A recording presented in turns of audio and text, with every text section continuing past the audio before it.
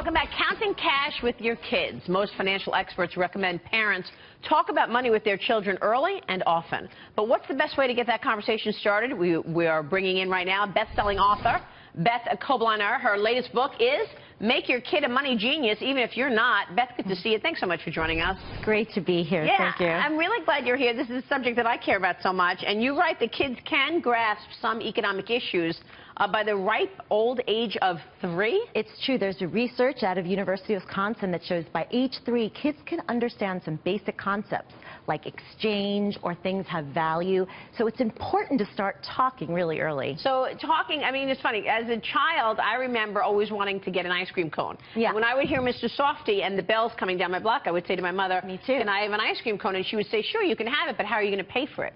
And very early on, it just sunk in for me that I had to sort of save my pennies. Right. Is that what you're talking about? Absolutely. You know, at very young ages, it's important to teach kids to wait, that whole delayed gratification. You can get something you want, but you have to wait for it and save up for it. Like we wait for the swings in the park, or we have to wait for our birthdays to come. It's important to wait and save. If you really, really want something, if you get allowance or money from your grandparents, you can get it, but you have to wait for it. Yeah, I like what you write. You said that doling out a wad of cash can be a great parenting move. Yeah. What is that? What do you mean by that? It sounds counterintuitive, but actually, these days, we never see cash. Kids never see cash. Little kids, they think, oh, this magic piece of plastic, you swipe it, or we buy clothes by typing on the computer, but we don't go into stores, we don't see cash exchange hands. And as research shows, when people pay with cash, there's something called the pain of paying. It actually is more painful to part with your dollars. But with credit cards, we end up spending twice as much because it's just plastic and it feels like fake money.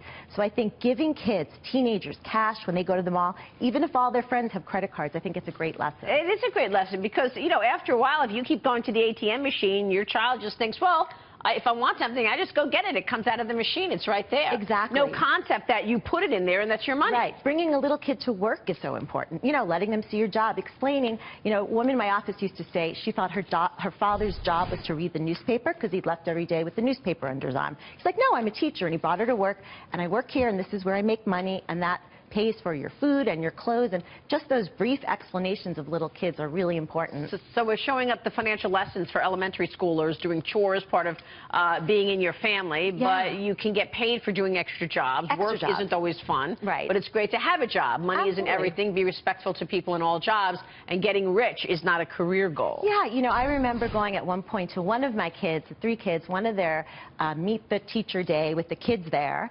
and one of the kids, you know, went around the circle, what do you want to be? I want to be rich. I want to be rich. It's like, well, let's talk about what we really want to do and some jobs, and explaining that to kids. You don't have to tell a kid, well, mommy makes more than daddy, but you can talk about what jobs there are and what the different trade-offs of jobs are. And on the cover of the book, you've got 3 years old, 5 years old, 9 years old. Oh, excuse me.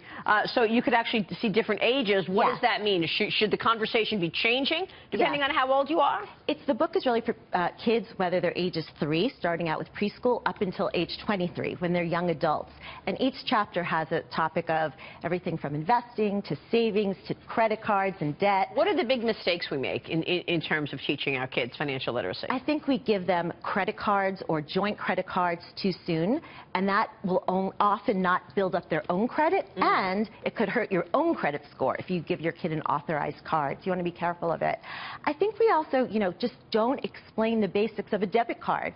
A lot of my daughter's friends, she's a junior now in college, and their parents called and said, my daughter said, oh, somebody hacked my account. All the money's missing. And it turned out they just didn't figure out, okay, I went out to lunch and I went to, you know, DC to meet a friend, and then they realized, oh, yeah, maybe I did spend the money. By the way, all this stuff is really important for your child to understand, but how do you make it like, you know, it's not eat your vegetables, right? You've got to get the buy-in from your child. Right. Well, that's where, yeah. I mean, I talk about that in the book, and I think particularly for young kids, they love talking about money.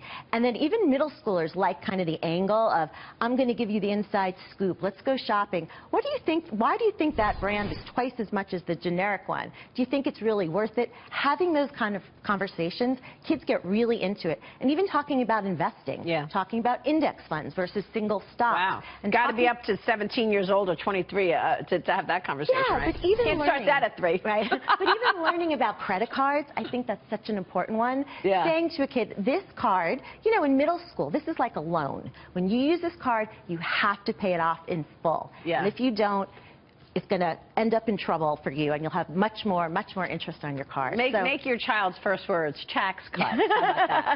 Beth, good to see you. Great Thank to see you so you. much. Thank you. Beth Kobliner, and the book is Make Your Kid a Money Genius. Even if you're not, Beth Kobliner joining us there. We will see you soon, Beth. Thank you so much. Maria. Coming up.